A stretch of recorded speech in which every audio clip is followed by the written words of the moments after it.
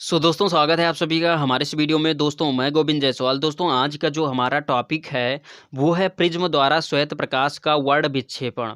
अब दोस्तों इस चीज़ को समझने के लिए सिंपली से हमको स्क्रीन पर एक प्रिज्म का चित्र ड्रा करना होगा और इसी चित्र के माध्यम से हम इस चीज़ को समझ पाएंगे। तो यहाँ पर मान लेते हैं कि ये एक हमारा प्रिज्म का चित्र है और ये है ABC। अब यहाँ पर अगर हम इस प्रिज्म से एक श्वेत प्रकाश की किरण को गुजारें, अब यहाँ पर बात उठा कि श्वेत प्रकाश की किरण होती क्या है। दोस्तों ये जो सूर्य का प्रकाश होता है ये कई रंग के प्रकाश किरणों से मिलकर बना होता है। तो यहाँ पर सूर्य के प्रकाश किरण पुंज को ही हम बोलते हैं श्वेत प्रकाश की किरण। अब यहाँ पर ये जो प्रकाश किरण पुंज है सूर्य का, इसमें केवल एक रंग के प्रकाश किरण नहीं है, इसमें कई रंग के प्रकाश के किरण है। यानी कि ये जो श्वेत प्रकाश की किरण है, ये जो श्वेत प्रकाश की किरण है इसमें कई रंग के प्रकाश के किरण हैं। तो यहाँ पर हम मान लेते हैं कि एक P बिंदु है और P बिंदु से एक श्वेत प्रकाश की किरण चलती है और जाकर ये प्रिज्म के Q बिंदु पर टकराती है। अब जब ये प्रिज्म के Q बिंदु पर टकराई तो इसको जाना चाहिए था प्रिज्म में भी सीधो सीध में आगे की तरफ, लेकिन ये आगे की तरफ नहीं जाएंगी। क्यों? क्योंकि ये जो प्रिज्म है ये एक सघन माध्यम है और ये जो अभी प्रकाश की किरण P से Q तक गई, ये जो माध्यम था वो विरल माध्यम था। और हमको पता है, हम इसके पहले पढ़ चुके हैं कि जब कोई प्रकाश की किरण विरल माध्यम से सघन माध्यम में जाती है तो वो अभिलंब की ओर झुक जाती है।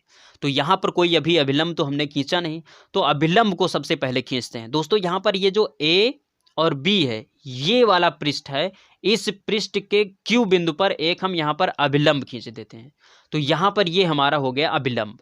अब यहाँ पर क्या होगा कि जब इस विरल माध्यम से जो P से Q तक प्रकाश की किरण गई, ये श्वेत प्रकाश की किरण गई, ये जब Q बिंदु पर टकराई और जब ये प्रिज्म में जाना चाहेगी तो ये अभिलंब की ओर झुकेंगी। यानी कि ये 7 रंग में विभाजित होकर प्रकाश की किरणें अभिलंब की ओर झुकती हुई ये जाकर प्रिज्म के दूसरे छोर पर टकराएंगी। अब यहाँ पर बात उठा कि ये अभी तो श्वेत प्रकाश की किरण एक थी और यहाँ पर प्रिज्म में 7 रंग में विभाजित हो गई, ये कैसे हुआ? दोस्तों यहाँ पर मैं आप सभी को अभी हमने बताया था कि ये जो श्वेत प्रकाश की किरण होती है ये कई रंग के प्रकाश किरण से मिलकर बनी होती है। तो और यहाँ पर हर रंग के प्रकाश के किरण का जो अपवर्तनांक होता है वो अलग अलग होता है। यानी कि जैसे कि जो सबसे ऊपर प्रकाश की किरण ये गई है और ये यहाँ पर प्रिज्म के दूसरे पृष्ठ पर मिली है, ये सबसे ऊपर वाले प्रकाश के किरण का जो रंग है वो लाल है। क्यों? क्योंकि लाल रंग का जो अपवर्तनांक होता है वो सबसे कम होता है। तो यहाँ पर जब अपवर्तनांक कम होगा तो ये अभिलंब की ओर कम झुकेंगी, यानी कि ये कम अपवर्तित होंगी। तो यहाँ पर ये कम अपवर्तित होंगी तो ये सबसे ऊपर की ओर ही ये जाकर सीधो सीध में ये प्रिज्म के दूसरे छोर पर मिल गया।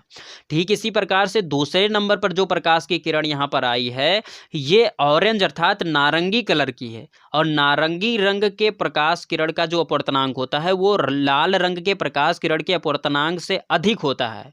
तो जब नारंगी रंग का प्रकाश का किरण का अपवर्तनांक अधिक होगा तो ये प्रकाश की किरण अधिक विचलित होंगी, यानी कि ये अभिलंब की ओर अधिक झुकेंगी और जब अधिक झुकेंगी तो ये इस लाल रंग के प्रकाश किरण के नीचे आएंगी और ये जाकर इस प्रिज्म के दूसरे छोर के हिस्से पर यहाँ पर नीचे की तरफ यहाँ पर सेकंड नंबर पर प्रकाश की किरण मिलेंगी।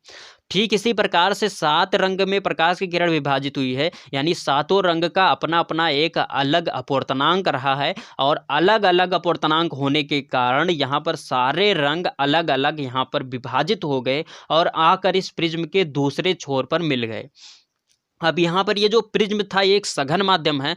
अब यहाँ पर इस साइड में अगर हम एक सफ़ेद कलर का पर्दा लगा दें और जब सफ़ेद कलर का पर्दा लगा दें तो चूंकि ये जो पर्दा है ये विरल माध्यम में है और ये जो हमारा प्रिज्म है ये सघन माध्यम में है, तो ये जितनी सारी प्रकाश की किरणें यहाँ पर आकर इस प्रिज्म के दूसरे छोर पर टकराई हैं, ये जब अब विरल माध्यम में यानी कि इस साइड में आएंगी तो ये भी अभिलंब की ओर झुकेंगी, यानी कि ये नीचे की ओर झुकेंगी।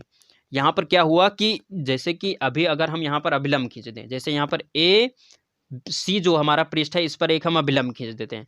तो यहाँ पर ये हमारा एक हो गया अभिलंब, और हम यहाँ पर अभिलंब खींचेंगे केवल रेड कलर के प्रकाश के किरण के लिए। तो यहाँ पर रेड कलर के प्रकाश के किरण के लिए यहाँ पर हमने अभिलंब खींच दिया। अब जब यहाँ पर प्रकाश की किरण सघन माध्यम से चली और जब ये विरल माध्यम में जाएगी तो अभिलंब से दूर हटेंगी। तो यहाँ पर अभिलंब हमारा ऊपर की तरफ है, तो यहाँ पर जब दूर हटेंगी तो यहाँ पर ये प्रकाश की किरण नीचे की तरफ आएगी और नीचे की तरफ जाकर ये यहाँ पर पर्दे पर ऊपर की तरफ पड़ेंगी।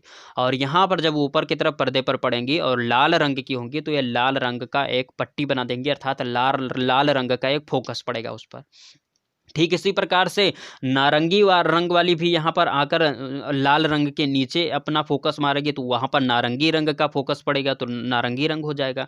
ठीक इसी प्रकार से यहाँ पर पीला, हरा, नीला, जामुनी, बैगनी सारी प्रकाश की किरणें आकर इस पर्दे पर पड़ेंगी।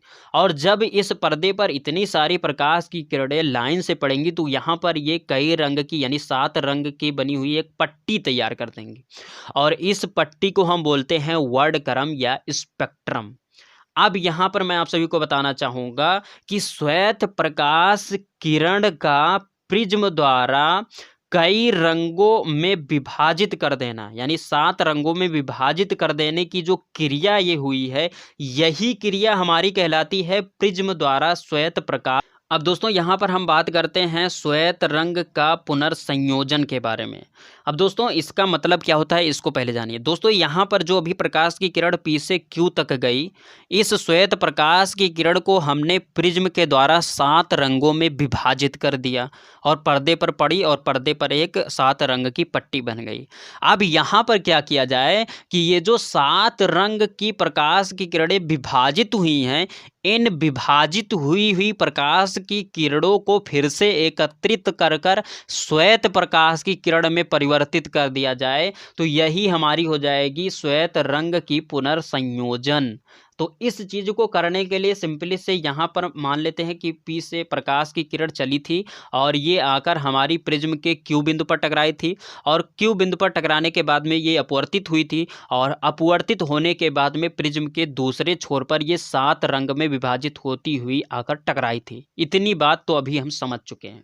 अब यहाँ पर हम क्या करेंगे कि इस प्रिज्म के अलावा इस साइड में एक प्रिज्म हम उल्टा कर कर रख देंगे और जब उल्टा कर कर प्रिज्म यहाँ पर हम रख देंगे तो यहाँ पर जो 7 रंग की प्रकाश की किरणें यहाँ पर पहले प्रिज्म के दूसरे छोर पर यहाँ पर एकत्रित हैं, ये सारी प्रकाश की किरणें जब ये विरल माध्यम में निकलेंगी और आकर ये इस प्रिज्म पर दूसरे वाले प्रिज्म पर टकराएंगी, तो यहाँ पर जब टकराएंगी तो अभी ये विरल माध्यम था और विरल माध्यम से जब ये सघन माध्यम में जाएंगी तो ये सारी प्रकाश की किरणों को एकत्रित कर देगा ये प्रिज्म।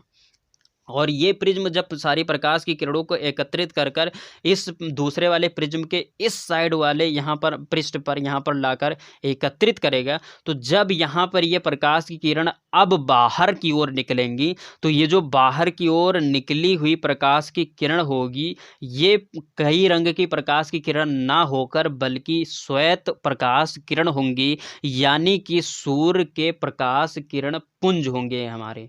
यानी कि ये जो हमारी प्रकाश की किरण यहाँ पर 7 रंग की थी, यहाँ पर ये एकत्रित होकर फिर से श्वेत रंग के प्रकाश के किरण में बनकर यानी परिवर्तित हो गई और ये आकर अगर हम पर्दा लगाते हैं तो ये पर्दे पर आकर मिलेंगी।